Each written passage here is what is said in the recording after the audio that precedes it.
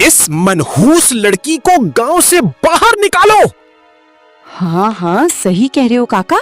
जब से इसके हाथ में ये शीशा आया है, तब से गांव में अजीब अजीब बातें होने लगी हैं। काजल, आखिरी बार पूछ रहा हूं, ये शीशा कहां से मिला तुझे? सरपंच काका, अगर मैं सच बता भी दूं तो आप में से कोई मेरा यकीन नहीं करेगा। बता जरा, हम भी तो जाने कौन सा सच है जो तू हम सबसे छुपा रही है। काजल धीरे से शीशे की तरफ देखती है।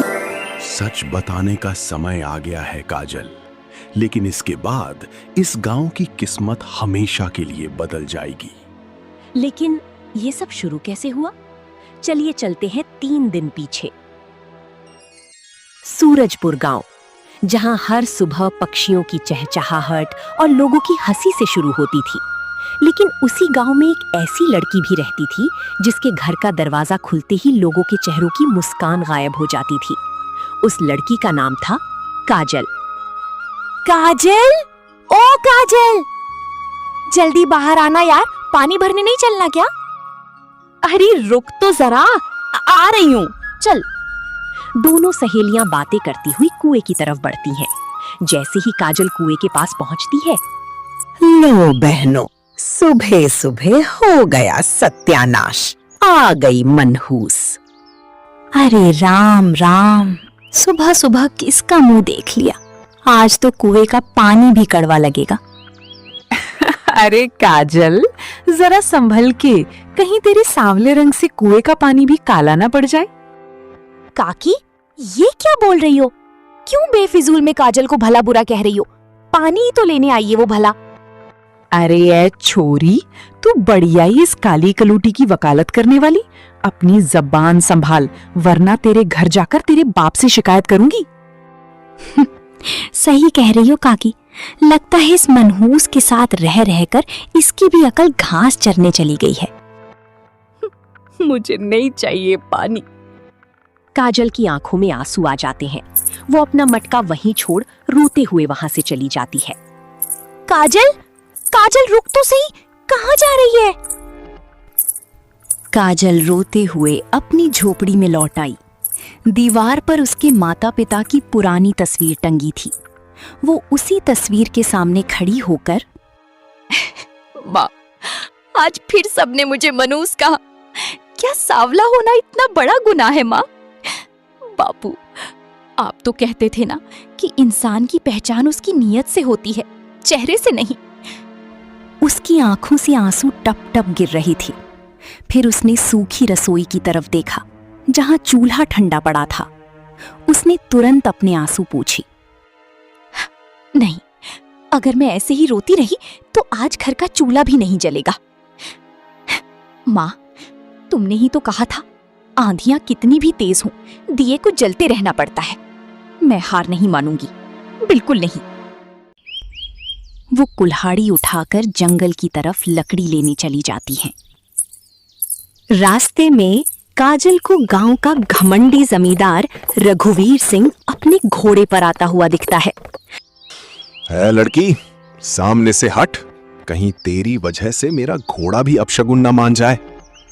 काजल बिना कुछ बोले तुरंत रास्ते से हटकर किनारे खड़ी हो जाती है।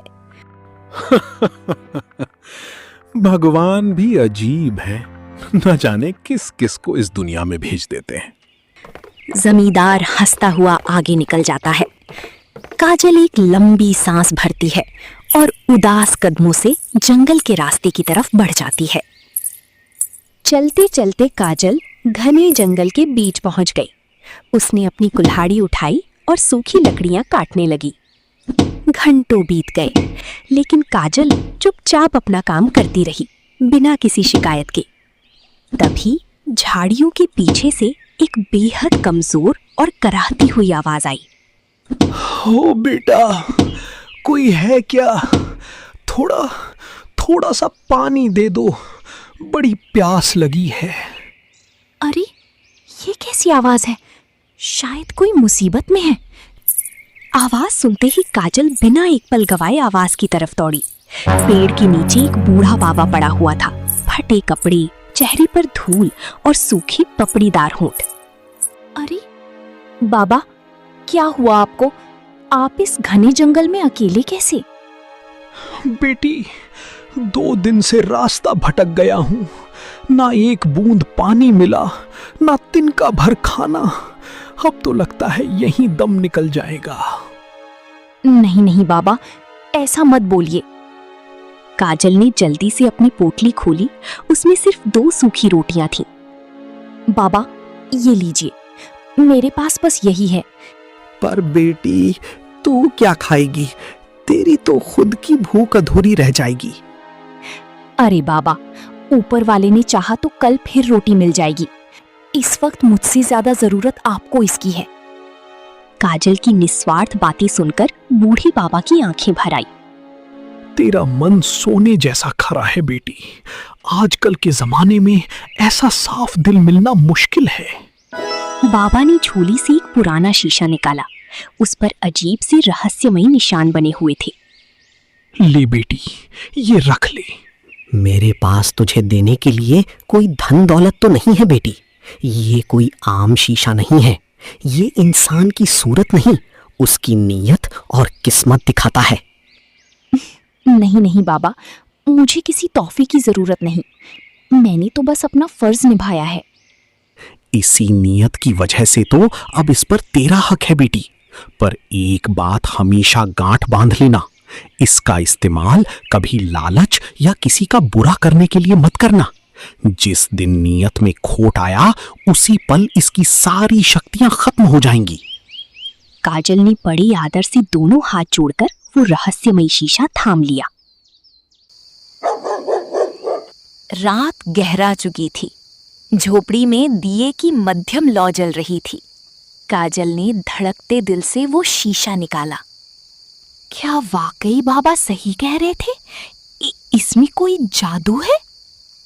जैसे ही काजल ने शीशे में झांका, कमरे में एक सम्मोहक सुनहरी रोशनी फैल गई। डरो मत काजल, तुम्हारी सच्चाई ने मुझे जगाया है। कौन हो तुम? कहां से बोल रहे हो? मैं सत्य दर्पण हूं, जो चेहरे नहीं, इंसान की रूह देखता है। अचानक वो रोशनी काजल को अपनी आगोश में घेरने लगी। काजल ने डर कर आंखें मीच ली। कुछ पल का सन्नाटा और रोशनी गायब हो गई। काजल ने थरथराती हुई आंखें खोली और शीशे में देखा। उसके होश उड़ गए। ये मैं हूँ? ये क्या चमत्कार है? काजल के सांवले चेहरे पर एक अनोखा दिव्य नूर चमक रहा था। मैंने रूप नहीं बदला काजल, तुम्हारी साफ दिल का उजाला तुम्हारे चेहरे पर ले आया हूं। याद रखना, तुम्हारी असली ताकत ये चमक नहीं, तुम्हारा चरित्र है। काजल की आंखों से खुशी के आंसू बह निकले। उसे अपनी ही आंखों पर यकीन नहीं आ रहा था। वो पूरी रात शीशे को निहारती रही, पर काजल बेखबर थी कि अगली पूर्णिमा की रात यही शीशा एक ऐसा भयानक सच उगलने वाला था जिससे पूरी सूरजपुर में कोहराम मचने वाला था।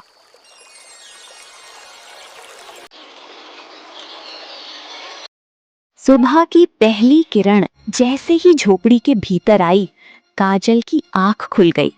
रात का वो चमत्कार उसे किसी हसीन सपने जैसा लग रहा था। हे भगवान, कहीं ये सब सपना तो नहीं था? जैसे ही उसने शीशे में देखा, उसकी आंखें फटी की फटी रह गईं। उसके चेहरे पर वही दिव्य नूर पहले की तरह चमक रहा था। हे भगवान, ये सच है। मैं सचमुच सपना नहीं देख रही थी। तभी झोपड़ी के बाहर से उसकी सहेली राधा की आवाज सुनाई देती है। काजल, ओ काजल, जल्दी बाहर निकलना यार। काजल मुस्कुराते हुए जैसे ही झोपड़ी से बाहर निकली, राधा की नजर उस पर पड़ते ही वो हैरान रह गई। उसी वक्त रास्ते से गुजर रही गांव की औरतें भी ठिठक कर रुक गईं। काजल, ये तू ही है ना, या मैं कोई सपना देख रही हूँ? हाँ, मैं ही हूँ। क्यों, तुझे यकीन नहीं हो रहा? काजल खिलखिलाकर हंस पड़ती है। दूर खड़ी गांव की औरतें आपस में कानाफूसी करने लगती हैं। हाय राम, ये चमत्कार कैसे हो गया? ये काजल ही है ना? कल तक तो इसका रंग तवे जैसा सावला था और आज देखो इसके चेहरे पर ये चांद जैसा नूर कहाँ से आ गया? अरे बाप रे काजल, तो किसी राजघराने की राजकुमारी लग रही है। जरूर इस लड़की ने कोई टोना टोटका किया है। भला एक ही रात में किसी का रंग रूप ऐसे कैसे बदल सकता है? सही कह रही है तू, दाल में जरूर कुछ काला है। काजल ने औरतों की बातें सुनी लेकिन कुछ नहीं बोली। चल राधा, जंगल जाने में देर हो रही है। वो बस हल्की सी मुस्कान बिखेरकर चुपचाप राधा के साथ जंगल की ओर बढ़ गई।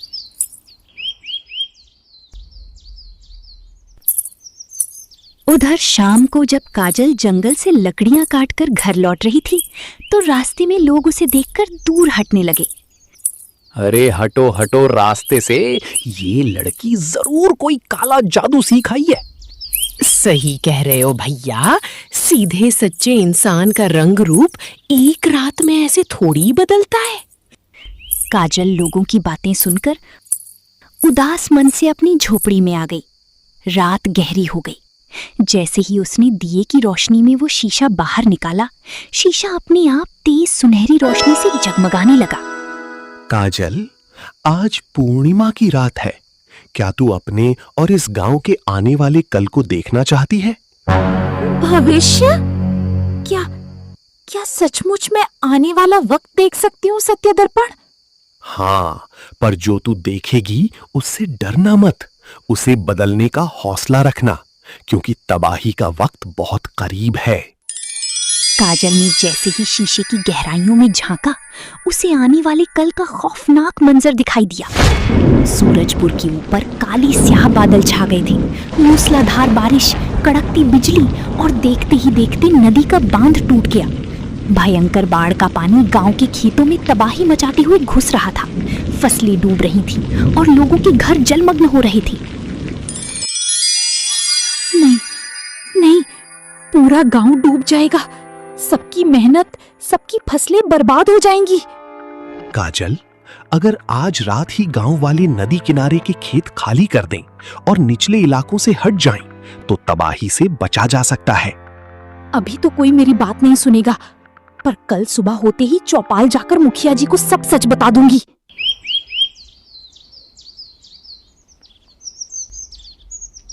अगली ही सुबह काजल बिना एक पल गंवाई सीधा गांव की चौपाल पर पहुंची, जहां मुखिया जी और गांव के बड़े बुजुर्ग बैठे थे। मुखिया जी, मेरी बात सुनिए, बहुत बड़ा अनर्थ होने वाला है। आज रात भारी बारिश से नदी उफान पर आएगी और बाढ़ का पानी हमारे सारे खेतों को डुबो देगा। लो, आ गई हमारी नई भविष्यवाणी करने वाली। हे लड़की, तुझे कैसे पता चला कि बाढ़ आने वाली है? मौसम तो एकदम साफ है। मुखिया जी, आप मेरा यकीन कीजिए। निचले इलाकों के घरों को खाली करवा दीजिए और खेतों से अनाज बचा लीजिए, वरना पूरा सूरजपुर बर्बाद हो जाएगा। निकालो इसे यहाँ से, ये पूरे गांव में डर फैला रही है। हाँ सेठ जी, आप बिल्कुल सही कह रहे हैं। निकालो इस जादू टोना टोटका करने वाली को यहाँ से। काजल की बात किसी ने नहीं मानी।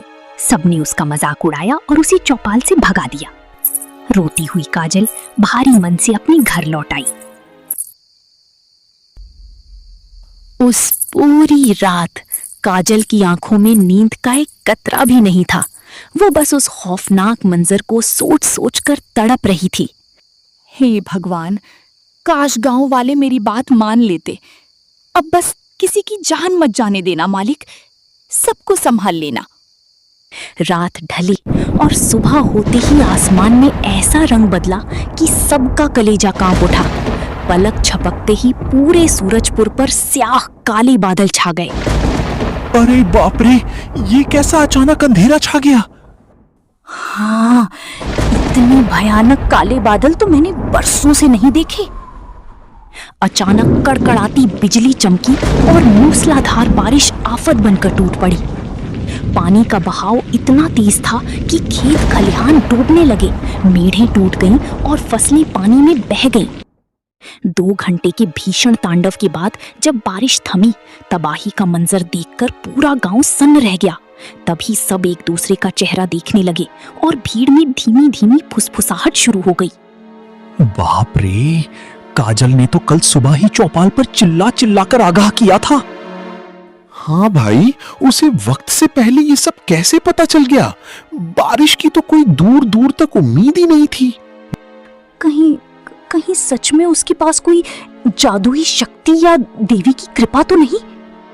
और नहीं तो क्या, हम सब ने उसे मनहूस समझा, उसका नेक दिल दुखाया, पर वो तो हमारे ही भले की बात कह रही थी।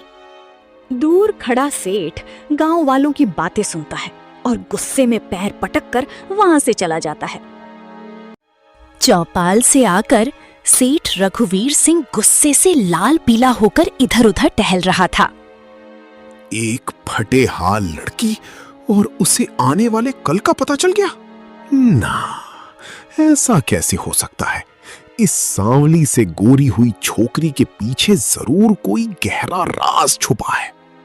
उसने तुरंत अपनी सबसे शातिर और चालाक नौकर भोलू को बुलवाया। जी मालिक। भोलू, आज रात से उस काजल पर बाज जैसी नजर रख। वो कब सोती है, किससे मिलती है, घर में क्या करती है, पल पल की खबर चाहिए मुझे। जी मालिक, आप बेफिक्र रहिए। ऐसी जासूसी करूंगा कि उसकी परछाई भी मुझसे छुप नहीं पाएगी। मालिक का हुक्म मिलते ही भोलू सिर झुकाकर वहां से निकल गया। अब उसकी नजर हर पल काजल पर रहने वाली थी।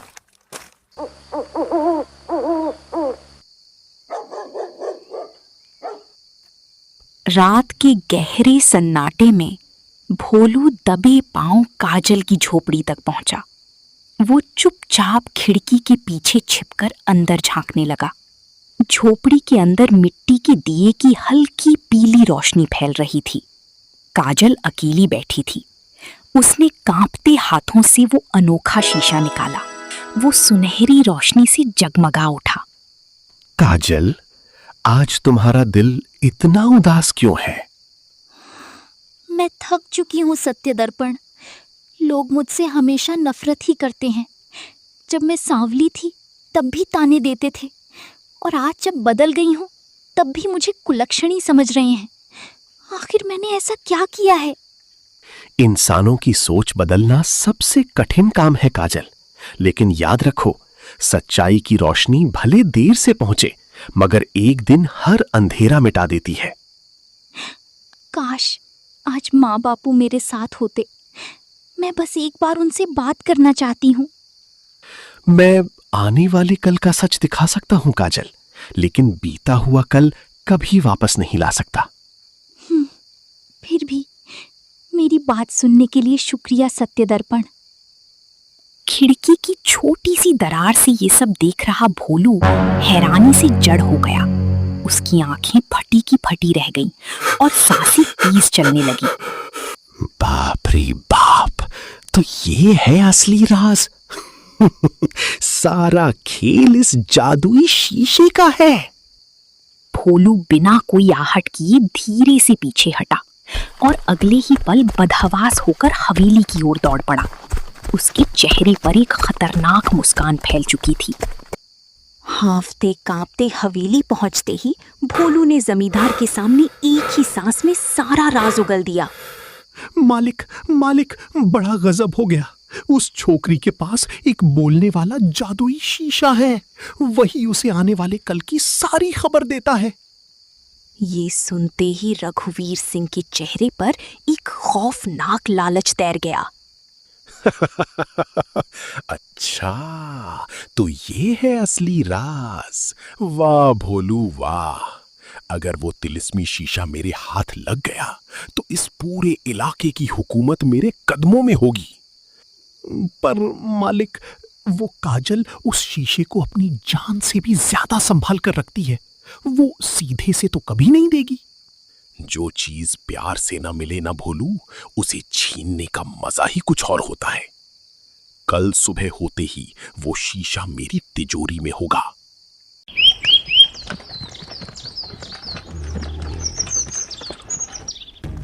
सुबह होते ही जमींदार रघुवीर अपने गुंडों के साथ काजल की झोपड़ी पर आ थमका। काजल, मैं आखिरी बार शराफत से मांग रहा हूं, वो जादुई शीशा मेरे हवाले कर दे। कभी नहीं, वो शीशा किसी लालची के हाथ नहीं लग सकता। अरे पगली, तू सोच भी नहीं सकती कि मैं तुझे कितना माला माल कर दूंगा। ये ले सोने के सिक्कों की थैली, जिंदगी संवर जाएगी तेरी। नहीं, मुझे आपका सोना नहीं चाहिए। पागल लड़की, सिक्कों के साथ साथ रहने के लिए एक आलीशान हवेली भी तेरे नाम लिख दूंगा, बस वो शीशा मुझे दे दे। चाहे कुछ भी हो जाए, मैं ये शीशा आपको नहीं दूंगी। तो सुन ले लड़की, अब तेरे ऐसे बुरे दिन शुरू होंगे कि तू खून के आंसू रोएगी। रघुवीर गुस्से से पैर पटकता हुआ वहां से निकल गया, लेकिन जाते जाते उसके चेहरे पर एक ऐसी खौफनाक जहरीली मुस्कान थी जिसने काजल की रूह तक कंपा दी। हे भगवान, ये किस मुसीबत में डाल दिया। रघुवीर सिंह की आंखों में जो दरिंदगी थी वो मुझे चैन से जीने नहीं देगा। काजल की आंखों से डर के आंसू बह निकले। उसने कांपते हाथों जादुई शीशा बाहर निकाल लिया। सत्य दर्पण, तुमने ही मुझे हिम्मत दी थी, पर अब मुझे डर लग रहा है। रघुवीर सिंह बहुत ताकतवर और जालिम इंसान है। वो तुम्हें छीनने के लिए किसी भी हद तक जा सकता है। डर को अपने मन पर हावी मत होने दो काजल। लालच कितना भी शक्तिशाली क्यों ना हो, सच्चाई की ढाल के आगे हमेशा घुटने टेकता है। पर मैं अकेली लड़की उसका मुकाबला कैसे करूंगी? अगर उसने इस गांव का या मेरा कोई नुकसान कर दिया तो? काजल यहाँ सोच में डूबी थी। उधर काजल के घर से आते ही रघुवीर सिंह पूरे गांव को चौपाल पर इकट्ठा कर लेता है। सुनो गांव वालों, अब समय आ गया है कि इस मनहूस लड़की काजल की सच्चाई सबके सामने आ जाए। आज तक हमारे गांव में ऐसी बारिश नहीं हुई, लोगों के खेत उजड़ गए। तुम सबको ऐसा नहीं लगता कि इन सब में काजल का ही हाथ है? हाँ सेठ जी, पहले इसका रंग बदल गया, फिर इसे बारिश का पहले से पता चल गया। क्या अब भी तुम लोग नहीं समझे? ये लड़की काला जादू करती है। भीड़ में हलचल मच जाती है। हमें भी अब ऐसा ही लगने लगा है। वरना कोई आने वाला कल कैसे देख सकता है? इसी बीच काजल वहां पहुंच जाती है। सेठ जी, झूठ मत बोलिए, मैंने कभी कोई जादू टोना नहीं किया। अगर नहीं किया तो बता, तुझे बारिश का पहले से कैसे पता चल गया? पूरा गांव चुप हो जाता है। सबकी नजरें काजल पर टिक जाती हैं। काजल कुछ पल चुप रहती है। उसकी आंखों में आंसू आ जाते हैं। फिर वो अपनी पोटली से जादुई शीशा बाहर निकालती है। यही है वो राज, यही है वो शीशा जिसकी वजह से मुझे आने वाले समय की झलक दिखाई देती है। पूरा गांव दंग रह जाता है। सिर्फ एक शीशा? मैंने ऐसा शीशा तो आज तक नहीं देखा। ये मुझे जंगल में मिले एक बूढ़े बाबा ने दिया था। उन्होंने कहा था कि ये सिर्फ अच्छे कर्म करने वाले इंसान का साथ देता है। मैंने कभी इसका इस्तेमाल किसी का बुरा करने के लिए नहीं किया। मैंने सिर्फ गांव वालों को पहले से सावधान करना चाहा था। सबका मन पलटने लगता है। अगर ये सच बोल रही है तो इसने हमारी जान बचाने की कोशिश की थी। लेकिन तभी रघुवीर जोर से हंसने लगता है। वाह, क्या कहानी बनाई है। अब एक शीशा भी बातें करेगा, भविष्य भी दिखाएगा। तुम लोग इतनी जल्दी इसकी बातों में आ गए। लेकिन सेठ जी, अगर सचमुच ये जादुई शीशा है तो? यही तो सबसे बड़ा खतरा है। आज ये बारिश बता रहा है, कल पता नहीं पूरे गांव पर कौन सी मुसीबत ले आए। ऐसी चीज का इस गांव में रहना ठीक नहीं है। हाँ हाँ सेठ जी, बिल्कुल सही कह रहे हैं। ये शीशा गांव में नहीं रहना चाहिए। काजल, अगर तू सच में इस गांव का भला चाहती है तो ये शीशा हमें दे दे। नहीं नहीं सरपंच जी, ये शीशा किसी लालची इंसान के हाथों में नहीं जा सकता। इसकी शक्ति का गलत इस्तेमाल होगा। रघुवीर की आंखों में लालच साफ दिखाई देता है। अब चाहे कुछ भी करना पड़े, ये शीशा मुझे हर हाल में चाहिए। रघुवीर शीशा छीनने काजल की तरफ बढ़ता ही है कि उसी पल जादुई शीशा तेज रोशनी से चमकने लगा। सभी गांव वाले डरकर पीछे हट गए। तभी शीशे से एक गंभीर आवाज गूंजी। डरो मत, मैं किसी का शत्रु नहीं हूं। मैं केवल उसी का साथ देता हूं जिसका मन सच्चा और निस्वार्थ होता है। काजल ने कभी अपनी शक्ति का घमंड नहीं किया। उसने अपमान के बदले बदला नहीं, बल्कि तुम्हारी रक्षा करने की कोशिश की। इतना कहते ही शीशे की चमक धीरे धीरे कम होने लगी और देखते ही देखते वो एक साधारण शीशे में बदल गया। उस दिन के बाद सूरजपुर गांव में किसी इंसान का सम्मान उसके रंग से नहीं, उसके कर्मों से किया जाने लगा। और काजल, जिसे कभी लोग मनहूस काली लड़की कहते थे, उसी को पूरे गांव ने अपनी बेटी का सम्मान दिया।